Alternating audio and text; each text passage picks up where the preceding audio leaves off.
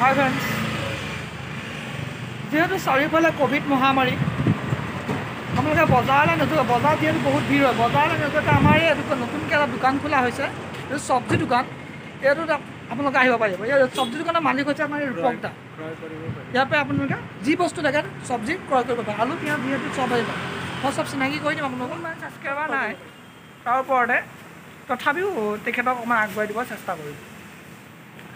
এই আমাৰ চব্জি দোকানখন যিহেতু খোলা হৈছে ৰুক্মিণী গাঁও, এইটো GS2 হয়। GS2ৰ কাষত এই চাৰ্চটো দেখিছে আপোনালোকে, চাৰ্চটোৰ অপজিটত আমাৰ দোকানখন। আপোনালোকে যিহেতু গুৱাহাটীবাসী বাবে হা, এই দত্ত ফুড হাব দেখিছে যিখন, এই ছাইডতে আছে দোকানখন, নতুনকৈ খুলিছে। ইয়াত পাব আপোনালোকে, মই কৈছোঁ কি কি পাব, আৰু যিবোৰ ৰেট আমি আনতকৈ 2 টকা সস্তাত দিয়া হৈছে। মানে ইয়াত সস্তাত দিয়া হৈছে, বহুত সস্তাত দিয়া হৈছে। তেখেতৰ লগত আমি অকণমান পাতিম, কিমান ৰেটত দিছে কি কথা মই বিশেষকৈ জানো। মই থাকোঁ আপোনাৰ ইয়াত, মই থাকোঁ এইখনত, ৰূপক দা থাকে তাত, মই ইয়াত থাকোঁ।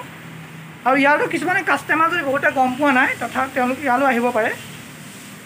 মই ইয়াত যিহেতু চব বস্তু এতিয়া পোৱা গৈছে, আগত পোৱা নাছিলে যিহেতু এতিয়া চব বস্তু ইয়াত পোৱা যায়।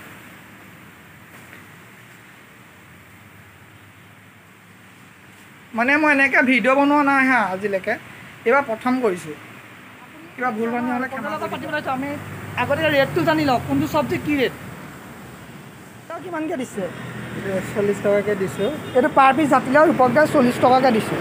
তাৰপৰা আমাৰ এইটো যিহেতু পানী দি থোৱা হৈছে হা, গৰমৰ ভাপত দিয়া, ইয়াত যিহেতু বহুত গৰম হৈছে, গৰমৰ উত্তাপটো বেছি, সেইকাৰণে আমাৰ ধনিয়া আৰু পদিনাটো অলপ তলত পানী দি এনেকৈ ৰখা হৈছে।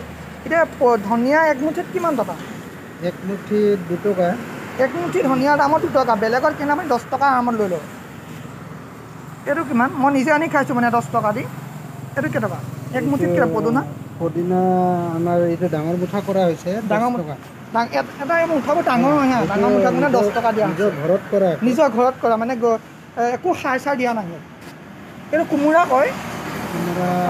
এটাত কিমান টকা? একটা কোমোৰাত 15 টকা লৈ গৈছে হা, বেলেগত 20 টকামান ল'ব চাগে। এটা কাজি নেমুত কি হয়, বেলেগত কিমান? ইয়াত আমাৰ ইয়াত নেমুত 3টাত 10 টকা। নেমু 3টা 10 টকা দিয়া হয়, একেইটাই হয়। কিন্তু এইটো কিমান? এইটো ভেন্দি, ভেন্দি পাৰ কেজি 30 টকা। আপোনাৰ জলকীয়া এপোৱাত 20 টকা। জলকীয়া 1 পোৱাত 20 টকা হয়, যিহেতু এপোৱাকৈ মানুহে কিনে। আমাৰ ফ্ৰেঞ্চবিন মোৰ প্ৰিয় খাদ্য। ফ্ৰেঞ্চবিন আপোনাৰ 40 টকা কেজি। পাৰ কেজি 40 টকা দিছে তেখেতে। আৰু এইটো কচু বুলি কয়। কচু কি কচু হয় এইটো? কচু, এই কচুটো ইয়াৰ মুখী কচু বুলি কয়। মুখী কচু বুলি মুখী কচু বুলি কয়। ইয়াৰ ৰেট কিমান? ইয়াৰ 40 টকা কেজি। এইটো পাৰ কেজি 40 টকা দিয়া হয়। তাৰপৰা আমি হেৰিৰে আহিলোঁ, বেঙেনা কিমান টকা পাৰ কেজি? বেঙেনা আপোনাৰ 30 টকা। বেঙেনা পাৰ কেজি 30 টকা দিয়া হয়, লোকেল হয় হা, নিজৰ ঘৰুৱা হয়। তাৰপৰা আমি তিয়ঁহ আহিলোঁ, তিয়ঁহ পাৰ কেজি কিমান দিছে? তিয়ঁহ পাৰ কেজি 30 টকা। তিয়ঁহ পাৰ কেজি 30 টকা দিছে তেখেতে। তাৰপৰা জিকালৈ আহিলোঁ, জিকা কিমান টকা? জিকা 30 টকা। জিকা 30 টকা দিছে তেখেতে। তাৰপৰা আমাৰ ভাত কেৰেলা আহিলোঁ, ভাত কেৰেলা আপোনাৰ 50 টকা। ভাত কেৰেলা 50 টকা। তাৰপৰা আমাৰ আৰু ইয়াত আৰু তললৈও আছে কিছুমান। বিলাহী কিমান টকা দিছে আপুনি? বিলাহী আজি ৰেটটো বাঢ়িছে, বিলাহী 40 টকাত দিছোঁ। বিলাহী আজি ৰেটটো বাঢ়িছে, প্ৰায় 40 টকা দিছে তেখেতে। পিঁয়াজ কিমান দিছে? পিঁয়াজ 30 টকা। পিঁয়াজ 30 টকাত দি আছে। আদা পোৱা 20 টকা। আদা পোৱা 20 টকাত দিছে হা তেখেতে।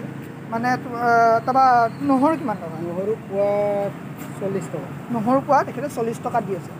ৰঙালাও এইবোৰ কেজি চিষ্টেমত যায় চাগে ন? হয়, কেজি এইবোৰ কেজি 20 টকা। কেজি 20 টকাত দিয়ে তেখেতে হা। ৰঙালাওটো বহুত টেষ্টি হয়, খাইছোঁ নেকি। আম কিমান দিছে? আমটো যিহেতু পদুনাৰ লগত দিয়ে, এটা এনেই দিয়ে। কেঁচা আমৰ কেজি 40 টকা। বেছিকৈ যদি পদুনা লয়, আম এটা তেখেতে দি দিয়ে, মৰমত দিয়ে সেইটো। আগ্ৰা আলু 25 টকা। এইটো আগ্ৰা আলু কয় হা, আগ্ৰা আলু 25 টকা, 25। আমাৰ যিটো লোকেল আলু সেইটো দাম কিমান? সেইটো উলিয়াই দিয়া হোৱা নাই এতিয়ালৈকে, তেখেতে উলিয়াব। কিমান টকা আমাৰ লোকেল আলু? লোকেল আলু আপোনাৰ অহা নাই বৰ্তমান, আহিলে দিম বাৰু। গুৱাহাটীবাসী ৰাইজ, মই নতুনকৈ চব্জি দোকান এখন অপেনিং কৰিছোঁ আমাৰ ৰুক্মিণী গাঁৱত, কেথলিক চাৰ্চৰ অপজিট, দিছপুৰ কেথলিক চাৰ্চৰ অপজিট।